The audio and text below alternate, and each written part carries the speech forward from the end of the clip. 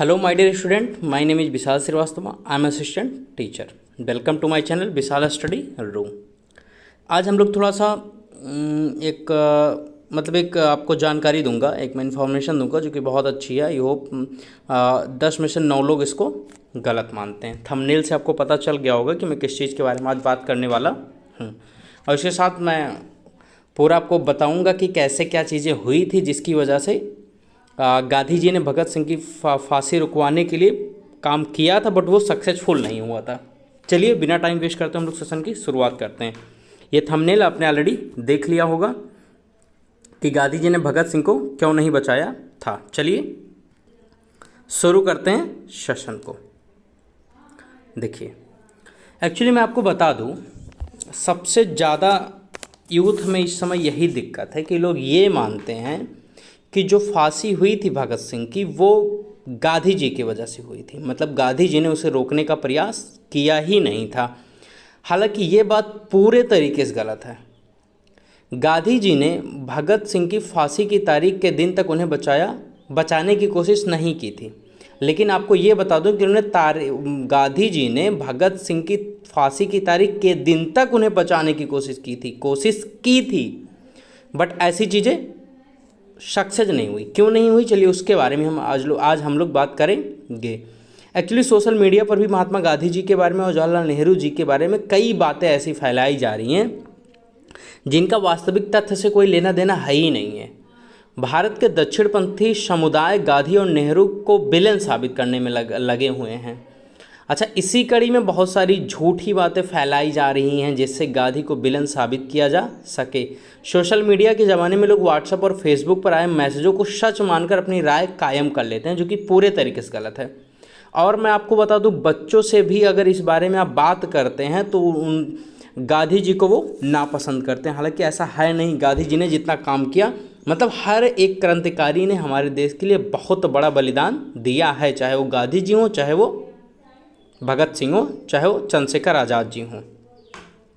लेकिन ये भ्रम मैं आज ख़त्म करूंगा कि लोग ये मानते हैं कि जो भगत सिंह जी को फांसी हुई थी उसको बचाने के लिए गांधी जी ने कोई प्रयास नहीं किया था। चलिए मैं आपको और थोड़ा सा और अच्छे विस्तार से बताता हूँ। सच एक चीज़ ये होती है, इन दिनों एक बहुत बात कहा जाना बहुत आम है कि गांधी जी ने भगत सिंह, सुखदेव और राजगुरु को फांसी रोकने की कोशिश नहीं की थी, लेकिन ये सच नहीं है। एक्चुअली मैं आपको डेट के साथ बताता हूँ। 7 अक्टूबर 1930 को भगत सिंह, सुखदेव और राजगुरु को फांसी की सज़ा सुनाई गई थी। उनकी फांसी के लिए 24 मार्च 1931 की तारीख तय हुई थी। ठीक है।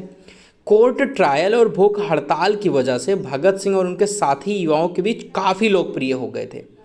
मतलब भगत सिंह अपने साथी युवाओं के बहुत सारे लोकप्रिय इसलिए हो गए थे क्योंकि कोर्ट ट्रायल वो बिना डरे दे रहे थे, और भूख हड़ताल उन्होंने बहुत काफ़ी समय तक जारी रखा था जेल में अच्छा खाना ना मिलने की वजह से। अच्छा, एक और बात यहाँ पर है। 17 फरवरी 1931 को गांधी और इरविन के बीच समझौता हुआ।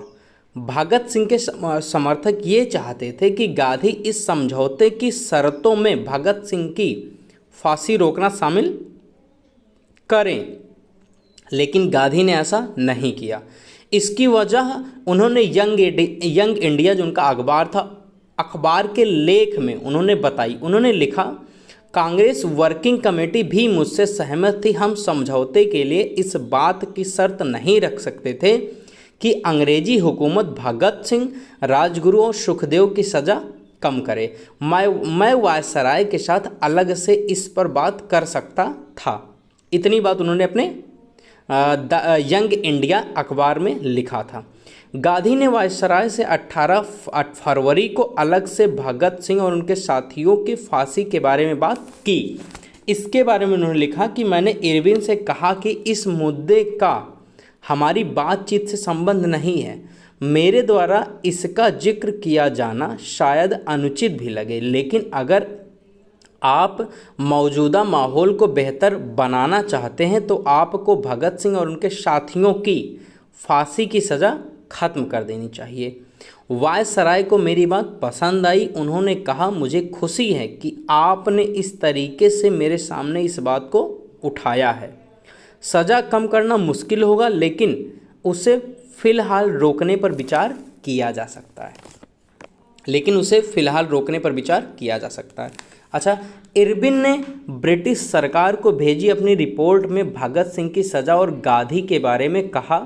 गांधी चूँकि अहिंसा में यकीन करते थे, इसलिए वो किसी भी जान लिए जाने के खिलाफ थे, किसी की भी जान लिए जाने के खिलाफ थे, मतलब किसी को भी मारा जाए तो वो उसके खिलाफ थे। मगर उन्हें लगता है कि मौजूदा हालात में बेहतर माहौल बनाने के लिए ये सज़ा फ़िलहाल मुलतवी कर देनी चाहिए। मतलब अभी प्रेजेंट का जो उस समय माहौल था उसके हिसाब से इस सज़ा को खारिज कर देना चाहिए, ये गांधी जी कहते थे। गांधी पहले सज़ा ख़त्म करवाने की जगह सज़ा टलवाना चाहते थे, क्योंकि अंग्रेज हुकूमत की सज़ा को सीधे ख़त्म कर देना आसान नहीं था। एक्चुअली भगत सिंह पर अंग्रेज अधिकारी का हत्या का मुकदमा चल रहा था, मतलब हत्या का मामला था।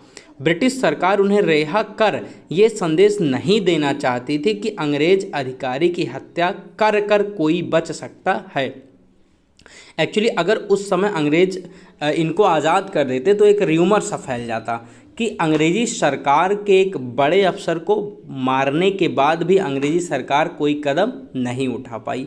तो इसलिए सज़ा को माफ़ करवाना एक बहुत बड़ा टास्क था।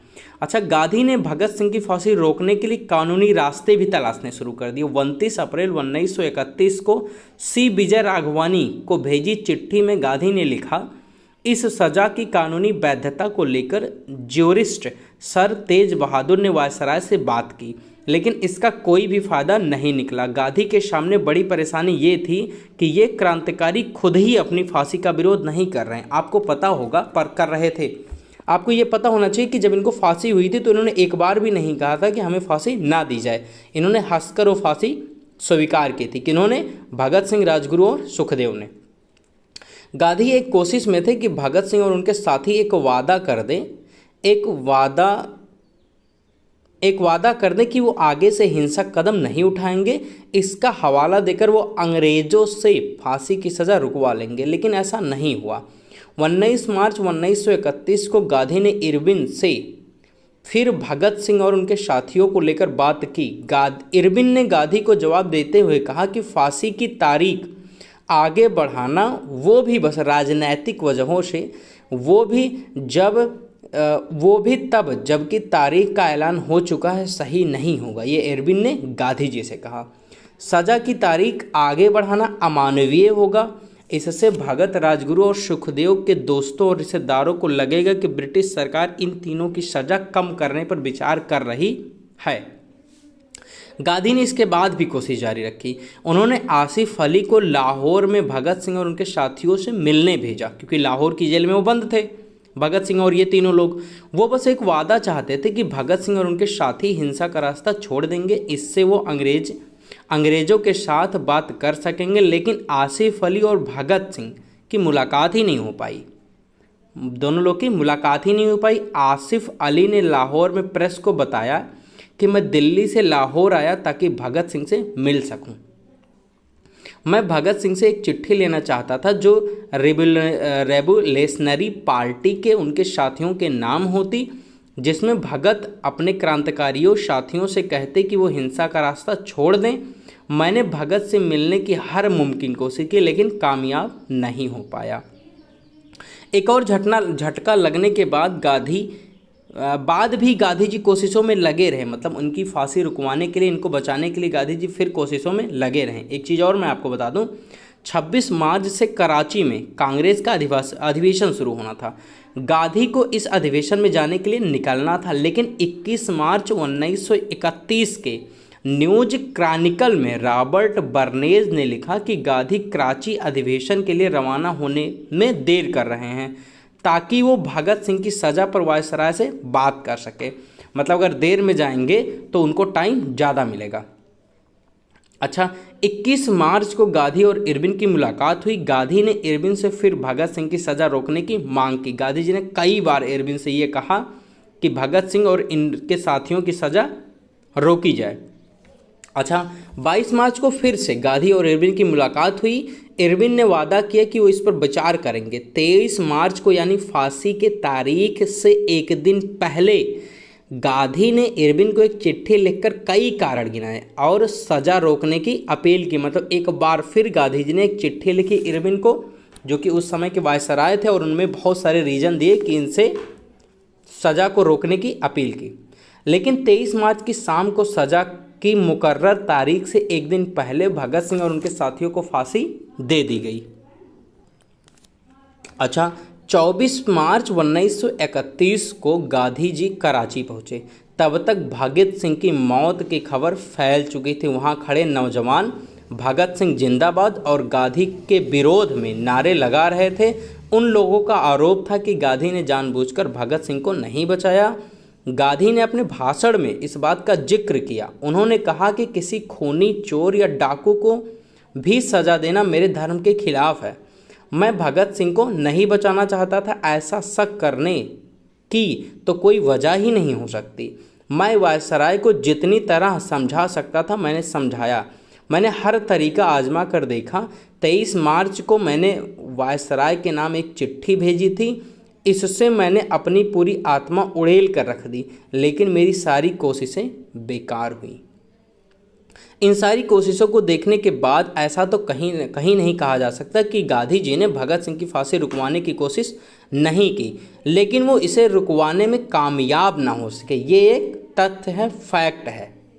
मतलब उन्होंने रुकवाने के लिए बहुत सारे काम किए, मतलब बहुत तरीके से बातचीत किया, चिट्ठी किया, उनको मिलने के लिए गए, लेकिन फाइनली उसमें सक्सेस नहीं हो पाए। तो आई होप आपको ये न्यूज़ समझ में आई होगी। तो आगे से आप लोग ऐसी अफवाहों पर ध्यान नहीं देंगे कि गांधी जी की वजह से हमारे जो बहुत अच्छे क्रांतिकारी थे, जिन्होंने बहुत काम किया हमारी आज़ादी के लिए, उनको फांसी हुई। आपको मैं बता दूं कि गांधी जी ने बहुत अच्छे काम किए, ऐसे काम किए जिनकी वजह से आज़ादी हम लोग को बहुत आसानी से मिली।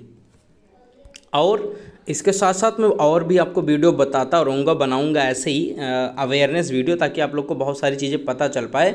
मैं भगत सिंह के कामों को और गांधी जी के कामों को भी मैं अलग अलग वीडियो में कवर करूँगा। ऐसे सुभाष चंद्र बोस के सब के जो भी उनके अच्छे काम थे या जो भी उनका आज़ादी में कंट्रीब्यूशन था, उसका तो मैं पूरा पार्ट तो आपको बता ही नहीं सकता, लेकिन बिल्कुल मैं वो पार्ट बताऊँगा जो आप लोग नहीं जानते होंगे। तो आज से ये बिल्कुल आप लोग ना कहिएगा या ये अफवाह से बिल्कुल दूर रहिएगा कि गांधी जी ने कुछ नहीं किया था भगत सिंह और राजगुरु और सुखदेव के लिए। उन्होंने बहुत सारा काम किया था।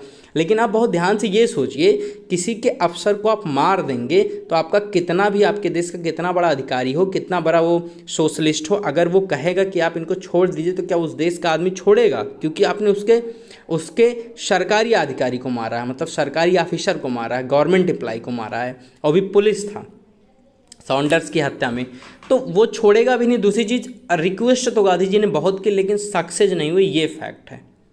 तो आई होप अब आप ब्लेम करना बंद करेंगे और आप फैक्ट पर विश्वास करेंगे। तो मेरा पर्पज़ था कि आप लोग को अवेयर करवाना, इसीलिए ये वीडियो बनाया था स्पेशली। तो चैनल को लाइक कीजिए, सब्सक्राइब कीजिए और लोगों तक ये वीडियो शेयर कीजिए, ताकि बहुत सारे लोगों को जो अब भी वो अफवाह को सच मान रहे हैं वो इसको समझ सकें और क्या गलत है क्या सही, इस पर विचार विमर्श खुद करके उसको समझ सके इतनी बातों के बाद। तो चलिए, thank you. This is Vishal Srivastava signing of.